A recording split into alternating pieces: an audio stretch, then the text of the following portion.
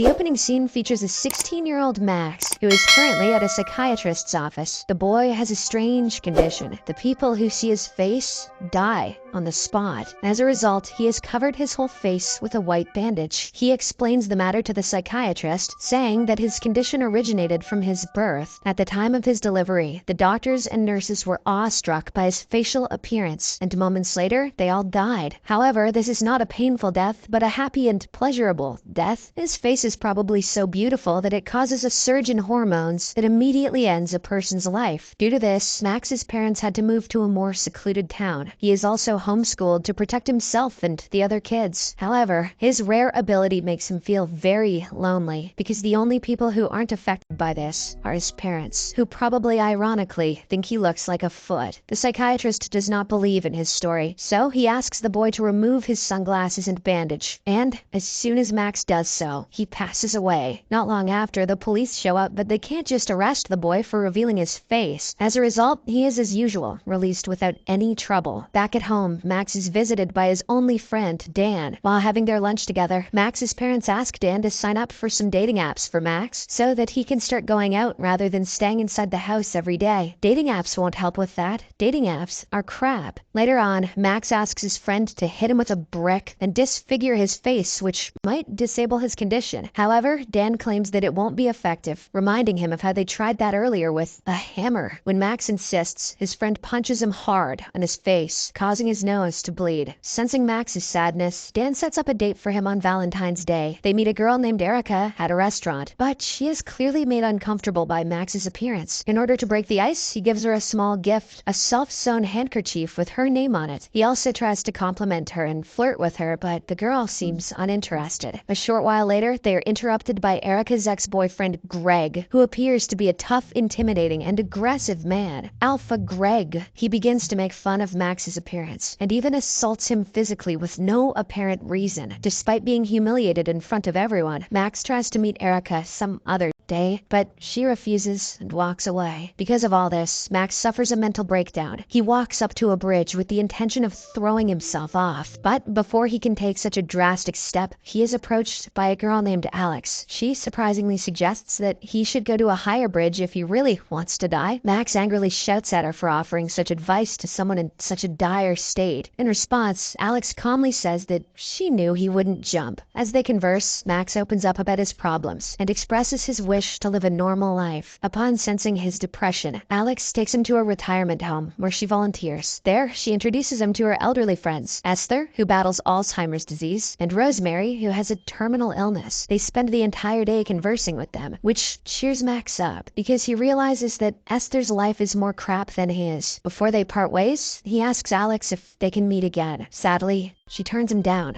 and leaves. The next day, Max confides in Dan about Alex and expresses his longing to see her again. Hearing this, Dan suggests that he go to the same spot where they first met and wait for her there. Heeding his friend's advice, Max sets out and waits for her in a bus stop near the bridge. Fortunately, he sees her again and convinces her to spend more time with him. See, if a girl turns you down, just stalk her. Following this, the duo heads to a store where they buy a lot of candy in order to fulfill one of Max's dreams of swimming in them. They then fill his bathtub with candy and sit in it. From this point onwards, the two start bonding, because if they can do something that cringe together, they can do anything. Max then shares his rare condition with her, but she doesn't seem to be affected, unlike others. In turn, Alex also reveals about her rare cardiovascular disease, in which her heart enlarges whenever she shows or feels any emotions. Any emotions. She also shows him how she is wearing a device that monitors her heart every time. But since her condition is currently stable, she says that there's nothing to worry about, for Max is boring and makes her feel nothing. As days pass, they start growing closer and really seem to enjoy each other's company. One day, they go to a cinema hall where they enjoy a movie while also getting turboed. Later that night, Alex walks Max home, and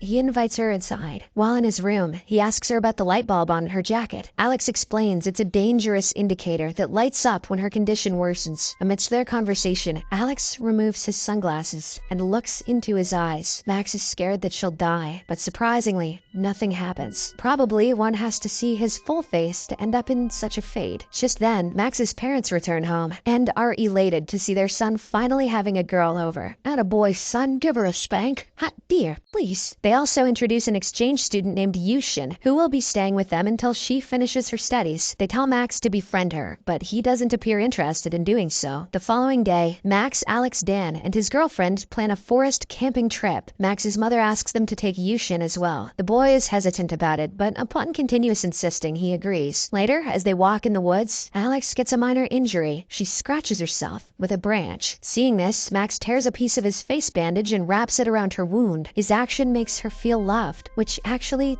isn't good for her heart. As night falls, they all set up a bonfire and camp. During this time, Alex expresses her wish to see Max's face, so he takes her under the blanket, covers her eyes with the bandage, and allows her to feel his face. The moment turns romantic, even though it's weird as shit, and they end up sharing a kiss. In the next scene, Max and Alex visit the retirement home, only to learn that Rosemary is in a critical phase of her life. Seeing the old lady suffering a lot, Alex is unable to hold in her tears, which is again bad for her health. As a result, she walks out of the room, followed by Max. Alex then reveals that Rosemary is suffering a lot, and the nursing home is trying their best to save her by putting her on several medical devices which torture her even more. Due to this, she requests him to take off his face bandage and show his face to Rosemary. In this way, the old woman will not have to suffer so much and can die peacefully. "Please, Max, mercy kill this old lady for me with your face." Max is initially hesitant, but after thinking it through, he agrees. Trauma or no trauma, he then goes to the wardroom and reveals his face, letting her die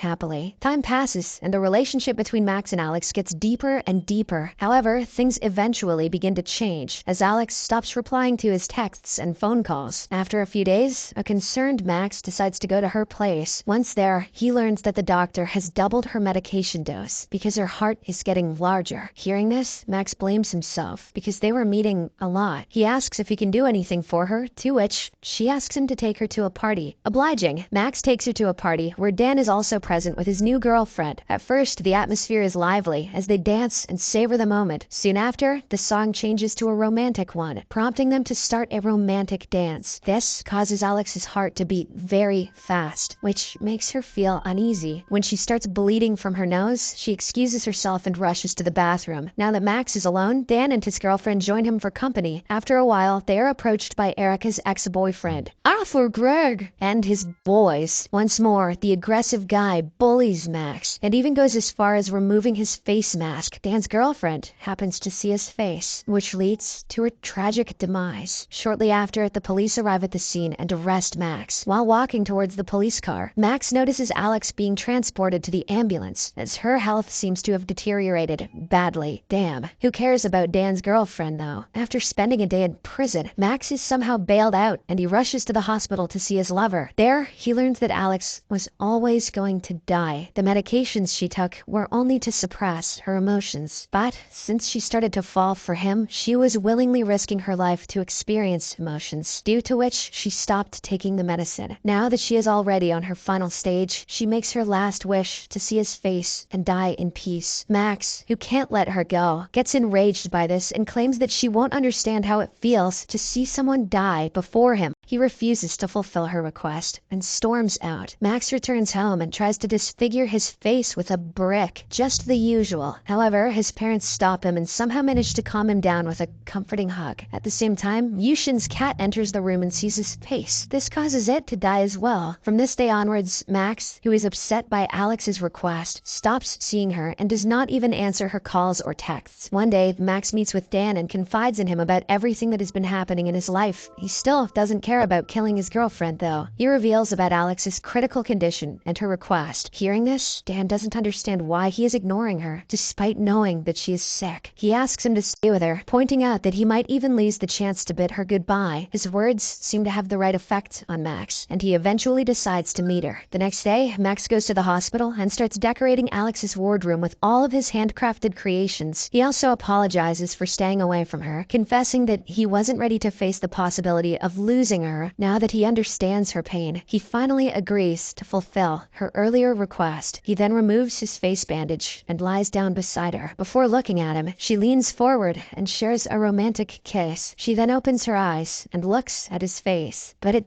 doesn't actually kill her. However, it brings her joy that has a negative impact on her heart, causing her condition to worsen. Max immediately summons the doctors, who manage to stabilize her for now. He then stays by her side throughout the night until she ultimately succumbs to her illness. In the next scene, we see the devastated Max attending Alex's funeral. Later on, he goes to the same bridge where he first met her. He has an envelope in his hand with Alex's name written on it. He then puts her favorite chocolate in it and throws it into the river. That was a perfectly good chocolate. A few days later, Max's murder charges are dropped by the court as forensic evidence proves that Dan's girlfriend died a natural death. Gradually recovering, Max's life starts to take a positive turn, and the terrible feelings slowly fade away. In order to honor Alex, he visits the retirement home from time to time and spends time with Esther. Eventually, Max finds the right way to use his unique ability. He grants euthanasia to those who request it so they can look at his face and die happily and peacefully. This is so dark. The movie ends as Max narrates that the most important thing he learned from Alex is that his face isn't lethal to those who love him unconditionally. Subscribe for more videos like this. Turn on notifications.